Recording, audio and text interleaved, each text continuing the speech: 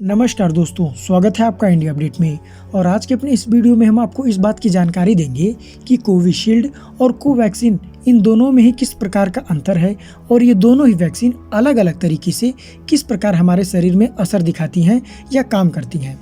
दरअसल दोस्तों, इस समय हमारे देश में जब मैं ये वीडियो रिकॉर्ड कर रहा हूँ, मुख्य तौर पर दो ही वैक्सीन का ज़्यादातर उपयोग किया जा रहा है, जिसमें पहली है कोविशील्ड और दूसरी है कोवैक्सीन। और बहुत से लोगों के मन में ये सवाल भी उठ रहा है कि आखिर इन दोनों वैक्सीन में अंतर किस प्रकार का है, क्योंकि दोस्तों इन दोनों ही वैक्सीन के काम करने का जो तरीका है वो बिल्कुल एक दूसरे से अलग है। तो दोस्तों, आज के अपने इसी वीडियो में हम आपको इसी खबर से जुड़े हुए विभिन्न चीज़ों के बारे में जानकारी देंगे, जैसे कि कोवैक्सीन किस प्रकार काम करता है और कोविशील्ड किस प्रकार काम करता है। इसके अलावा दोनों ही वैक्सीन की अगर आपस में तुलना कर दी जाए, जी हाँ दोस्तों, अगर दोनों ही वैक्सीन की आपस में तुलना कर दी जाए तो कौन ज़्यादा असरदार है। इसके अलावा भी दोस्तों, अगर दोनों वैक्सीन की आपस में तुलना करें तो इन दोनों वैक्सीन में दोस्तों किसके सबसे ज़्यादा साइड इफेक्ट हैं। इसके अलावा हम आपको शुद्ध हिंदी भाषा में ये भी जानकारी देंगे कि आखिर कोई भी वैक्सीन मनुष्य के शरीर में किस प्रकार से काम करती है। तो दोस्तों, आज के अपने इसी वीडियो में हम आपको इन्हीं सबसे सवालों से जुड़े हुए और भी कई सवालों के जवाब को समझेंगे। तो चलिए जान लेते हैं।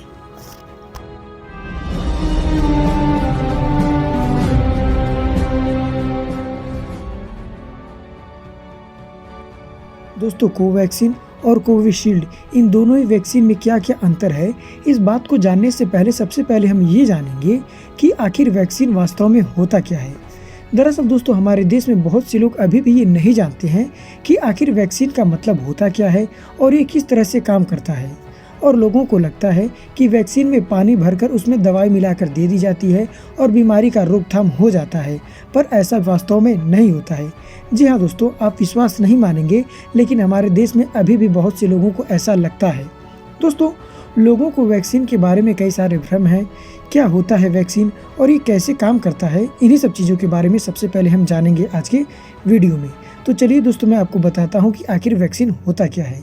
दोस्तों, वैक्सीन या टीका जैविक पदार्थों से बना हुआ द्रव्य है और वैक्सीन शरीर के अंदर रोग प्रतिरोधक क्षमता यानी इम्यूनिटी को बढ़ाकर शरीर में उत्पन्न होने वाले सूक्ष्म जीवों को नष्ट करने का काम करता है। दोस्तों, वैक्सीन न केवल बीमारी को कंट्रोल करने में मदद करता है, बल्कि जिन लोगों में वायरस का संक्रमण अभी नहीं हुआ है उनमें भी इम्यूनिटी का विकास कर बीमारी को फैलाने से या फैलने से रोकने का काम करता है। अतः दोस्तों, जो वैक्सीन हम लगवा रहे हैं या वैक्सीन लग चुकी है आपको, अगर आपको कोरोना वायरस नहीं भी है तो इस वैक्सीन के लगने के कुछ महीनों बाद आपका शरीर इस प्रकार सामर्थ्यवान हो जाएगा कि आपको कोरोना वायरस कभी भी न हो। दोस्तों, वैक्सीन का अर्थ होता है हमारी बॉडी में जो वायरस एक्टिव है उसके रोकथाम के लिए काम करना, और असल में ये हमारी बॉडी में एंटीबॉडी को जन्म देने का कारण बनता है, जिससे हम वायरस से बच पाते हैं। दोस्तों, यहाँ हम आपको बता दें, जिस भी वैक्सीन के द्वारा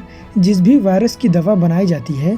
उसी वायरस का मृतक वायरस हमारे शरीर में डाल दिया जाता है, जिससे शरीर को यह संकेत मिलने लगता है कि शरीर में कुछ गलत पहुंचाया गया है और हमारा शरीर दुगनी या तिगनी रफ्तार से एंटीबॉडी बनाने में लग जाता है, और यही कारण है कि व्यक्ति उस बीमारी के प्रहार से बच पाता है। अब दोस्तों, अगर इन सभी चीज़ों को मैं आसान भाषा में समझाऊं तो जब कोरोना वायरस फैला था तो हमारा शरीर सबसे पहले यही नहीं समझ पाता था कि ये वायरस आखिर किस प्रकार से काम करता है और ये वायरस आखिर है क्या, क्योंकि दोस्तों ये वायरस उस समय पूरी तरह से एकदम नया फैला था, जिससे हमारी शरीर इस बात का आभास या पता नहीं लगा पाती थी कि ये वायरस काम कैसे करता है और ये शरीर को किस प्रकार नुकसान पहुँचा रहा है। अतः दोस्तों, जब हमारी शरीर पहचान ही नहीं पाएगी कि ये वायरस हमारे शरीर को नुकसान पहुंचा रहा है, और जब तक हमारी शरीर पहचानती भी थी कि ये वायरस हमारे शरीर को नुकसान पहुंचा रहा है, तब तक बहुत देर हो जाती थी। अतः दोस्तों, इन्हीं सब चीज़ों को देखते हुए हमारे शरीर को जिस वायरस से लड़वाना है उसी शरीर में उसी वायरस का मृतक वायरस डाल दिया जाता है। अब दोस्तों, इससे होता ये है कि जब हमारे शरीर में मृतक वायरस डाला जाता है तो वो एक्टिव वायरस के जितना क्रियाशील नहीं होता है, क्योंकि वो वायरस दोस्तों मृतक होता है, जिससे हमारे शरीर को ये पहचानने में पूरा समय मिल जाता है और तैयार होने में समय मिल जाता है कि ये हमारे शरीर के लिए घातक है, और हमारी बॉडी तेजी से एंटीबॉडी को बनाने लगती है। यही कारण होता है दोस्तों कि व्यक्ति उस बीमारी के प्रहार से अच्छी तरीके से बच निकलता है। दोस्तों, यहाँ हम आपको बता दें कि हमारे शरीर में मृत वायरस के रूप में जो वैक्सीन लगाया गया होता है उसके कारण बना एंटीबॉडी हमारे शरीर में एक्टिव वायरस को काम करने से रोकता है। यानी दोस्तों, वायरस हमारे अंदर ही एक्टिव और मृत दोनों ही रूप में है, बस एक एंटीबॉडी को बना रहा है और एक काम कर रहा है। और जो मृत वायरस है वो हमारे शरीर में इतना ताकतवर हो चुका रहता है कि वो स्ट्रॉन्ग एंटीबॉडी को बनाना शुरू कर देता है और वही जीवित वायरस का असर खत्म करने का काम करने लगता है। दोस्तों, वैक्सीन में कुछ दवाओं का भी कॉम्बिनेशन डाला जाता है जो कि ग्रीक वायरस के साथ काम करता है। दोस्तों, वैक्सीन में इस बात का भी ध्यान रखा जाता है कि व्यक्ति के शरीर के अनुसार वो रिएक्ट किस प्रकार से करेगा। एग्जाम्पल के लिए दोस्तों,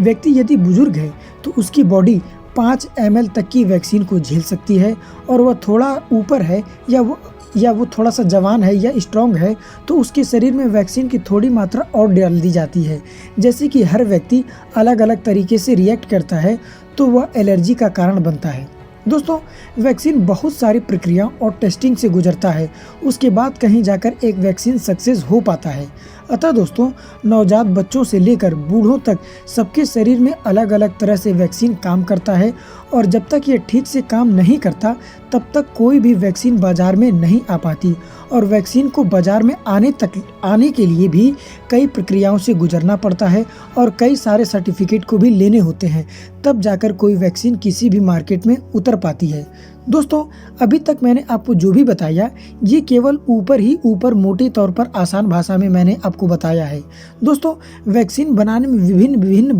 बारीकियां भी होती हैं जो अगर मैं इस वीडियो में डिस्कस करूं तो बहुत ही लंबा हो जाएगा। तो चलिए दोस्तों, अब हम ये जानते हैं कि भारत में इस समय मुख्य तौर पर प्रयोग किए जाने वाले 2 वैक्सीन, कोवैक्सीन और कोविशील्ड, इन दोनों में क्या अंतर है। और हम अपने वीडियो की शुरुआत करेंगे कोविशील्ड से। दोस्तों, कोविशील्ड वैक्सीन को एडिनो वायरस का उपयोग करके विकसित किया गया है जो कि चिंपैंजी के बीच आम सर्दी के संक्रमण का कारण बनता है। दोस्तों, इसकी आनुवांशिक सामग्री SARS-CoV-2 कोरोना वायरस के स्पाइक प्रोटीन के ही समान है। दोस्तों, स्पाइक प्रोटीन SARS-CoV-2 का ही हिस्सा है जिसके उपयोग से वायरस मानव शरीर की कोशिका में प्रवेश करता है, और कोविशील्ड वैक्सीन को एडिनो वायरस के कमजोर संकरण का प्रयोग करके विकसित किया गया है। दोस्तों, यहाँ हम आपको बता दें कि ऑक्सफोर्ड और एस्ट्राजेनेका की वैक्सीन को भारत में serum institute of India Covishield के नाम से बना रही है, और कोविशील्ड को वायरल वेक्टर प्लेटफॉर्म का उपयोग करके तैयार किया गया है जो बिल्कुल एक अलग प्रकार से नया तकनीक है।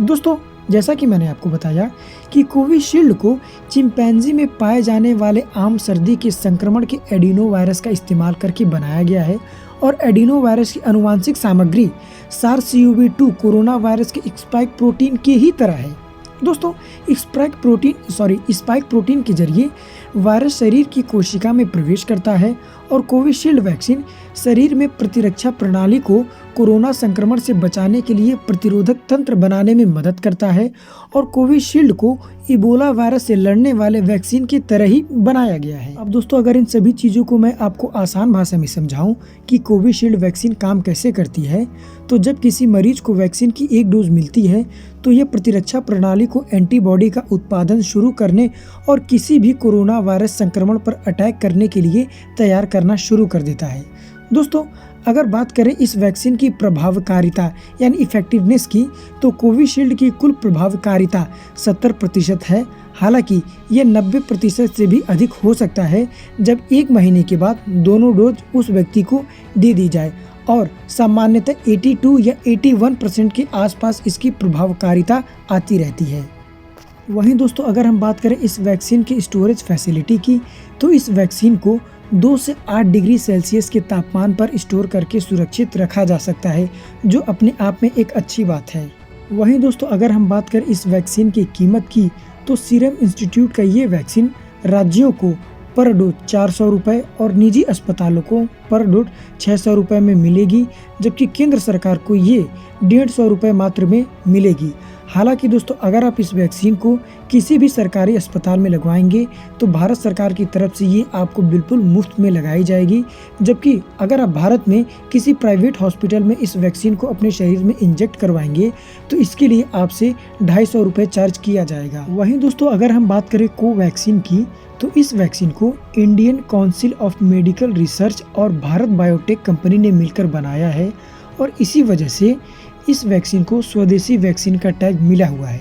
दोस्तों, इस वैक्सीन को कोविड-19 के वायरस को निष्क्रिय करके ही बनाया गया है। दोस्तों, वैक्सीन में निष्क्रिय कोविड-19 वायरस है जो लोगों को बिना नुकसान पहुंचाए कोरोना संक्रमण के खिलाफ शरीर में प्रतिरोधक तंत्र बनाने में मदद करता है। दोस्तों, संक्रमण के वक्त शरीर में एंटीबॉडी बनाकर वायरस से ये लड़ता है और कोवैक्सीन को मौसमी बुखार, रेबीज, जापानी इंसेफ्लाइटिस जिसे दिमागी बुखार भी कहते हैं, जैसी बीमारियों में दिए जाने वाले पारंपरिक टीके की तरह ही बनाया गया है।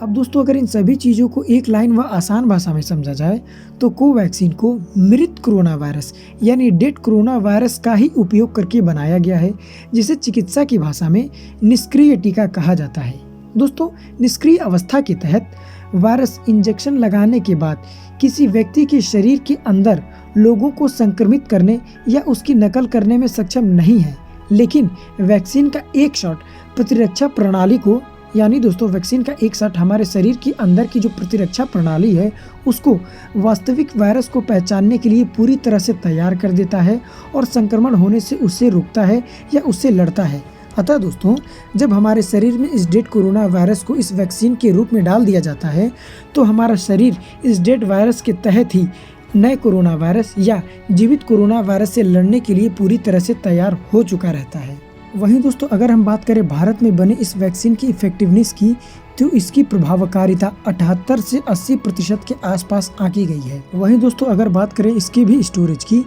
तो इस वैक्सीन को भी 2 से 8 डिग्री सेल्सियस के तापमान पर स्टोर करके रखा जा सकता है। वहीं दोस्तों, अगर बात करें इसकी कीमत की तो दोस्तों भारत में बनी कोवैक्सीन की कीमत राज्यों के लिए 600 रुपये प्रति डोज और प्राइवेट अस्पतालों के लिए 1200 रुपये प्रति डोज होगी, जबकि केंद्र सरकार को इस वैक्सीन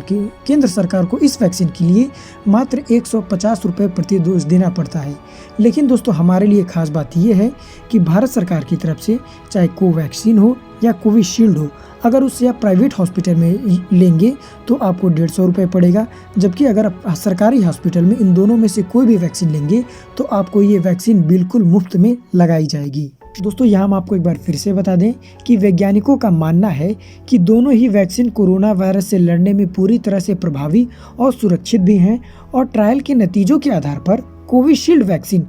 80 से 82% तक प्रभावी है, जबकि अगर बात करें कोवैक्सीन की तो कोवैक्सीन की तीसरे फेज के ट्रायल के नतीजों के आधार पर इसे भी 78 से 80% तक प्रभावी पाया गया है। कुल मिलाकर दोस्तों, कोविशील्ड कोवैक्सीन की तुलना में 1 से 2% ज़्यादा प्रभावी है। दोस्तों, इन दोनों ही वैक्सीन को पूरी तरह से सुरक्षित माना गया है और कोवैक्सीन और कोविशील्ड को रखने के लिए मात्र 2 से 8 डिग्री के सामान्य तापमान की ज़रूरत पड़ता है और इन वैक्सीन को घर में इस्तेमाल होने वाले फ्रिज में भी रखा जा सकता है और इसी वजह से इनका स्टोरेज बहुत ही आसान है।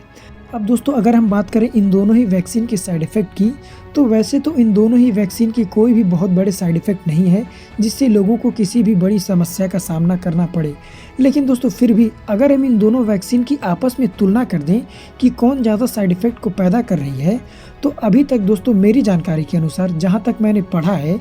कोविशील्ड जिन भी 45 प्लस उम्र के लोगों को लगाया गया है उन्हें सर भारी होना, पूरे शरीर में दर्द होना, चक्कर आने जैसी समस्या देखी गई है इस वैक्सीन को लिए जाने के बाद, वो भी 2 से 3 दिनों तक। वहीं दोस्तों, अगर बात करें मेड इन इंडिया कोवैक्सीन की तो इसकी जो साइड इफ़ेक्ट की क्षमता है या जो साइड इफ़ेक्ट ये पैदा कर रहा है ये कोविशील्ड की तुलना में कम है और इसमें भी व्यक्ति को सिर भारी होना या चक्कर आने जैसी समस्या आ रही है, लेकिन कोविशील्ड की तुलना में कम और दिन भर में ही व्यक्ति पूरी तरह से तरोताज़ा अपने आप को महसूस करना शुरू कर दे रहा है। हालांकि दोस्तों, मैं आपको एक बार फिर से बता दूं, दोनों ही वैक्सीन पूरी तरह से सुरक्षित हैं और इन दोनों ही वैक्सीन से कोई भी बहुत बड़ा साइड इफ़ेक्ट किसी के भी अंदर पैदा नहीं हो रहा है जिससे किसी व्यक्ति को नुकसान पहुंचे। लेकिन फिर भी अगर आप दोनों की तुलना करने पर आ जाएंगे तो कोवैक्सीन कोविशील्ड की तुलना में मेरी जानकारी के अनुसार जहां तक मैंने पढ़ा है कम साइड इफ़ेक्ट को पैदा कर रही है। अब दोस्तों, अगर हम इन दोनों वैक्सीन की तुलना रशिया की स्पुतनिक वी की वैक्सीन से करें तो तीसरे चरण के ट्रायल में स्पुतनिक वी की एफिकेसी या प्रभावशीलता 91% देखी गई थी। वहीं हमारे यहाँ भारत बायोटेक की कोवैक्सीन और सीरम इंस्टीट्यूट ऑफ इंडिया की एफिकेसी दोनों की तुलनात्मक तौर पर इससे कुछ कम है, अतः 80% के आसपास है। दोस्तों, डोज देने के अंतराल की बात करें तो तीनों ही वैक्सीन कुछ कुछ हफ्तों के फ़र्क पर दी जाती है और ये समय तीनों के लिए अलग अलग है। जबकि एक समानता ये है कि इन तीनों में ही वैक्सीन में 2-2 डोज हर व्यक्ति को लेने पड़ते हैं। यानी दोस्तों, कोई भी वैक्सीन आप सिंगल डोज में नहीं ले सकते हैं।